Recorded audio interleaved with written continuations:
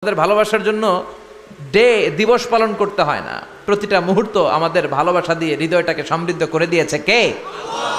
এজন্য আল্লাহ ডেকে বললেন, গোলাম ভালোবাসা তৈরির পরে আমি 100 টুকরা করলাম, এক টুকরা ভালোবাসা বিশ্বের সব মানুষের মধ্যে ঢেলে দিলাম, 99 টুকরা ভালোবাসা আমি আল্লাহ নিজের মধ্যে রেখে দিলাম। দেখেন, এক টুকরা ভালোবাসা পেয়ে আমাদের মধ্যে কত ভালোবাসার গান আছে না নাই, নাটক আছে না নাই, উপন্যাস আছে না নাই, ভালোবাসার ফিল্ম আছে না নাই। আহা, হাজব্যান্ডের জন্য ওয়াইফের ভালোবাসা, বন্ধুর জন্য বন্ধুর ভালোবাসা, আবার গার্লফ্রেন্ডের জন্য বয়ফ্রেন্ডের ভালোবাসা আছে না নাই।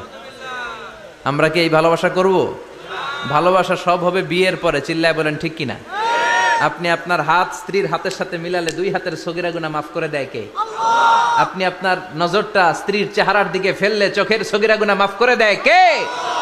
আবার বিশ্বনবী বললেন, শীতের রাতে এক কম্বলের নিচে যখন তোমরা শুয়ে থাকো, তখনও তোমাদের আমলনামাটা সওয়াব দিয়ে পূর্ণ করে দেয় কে?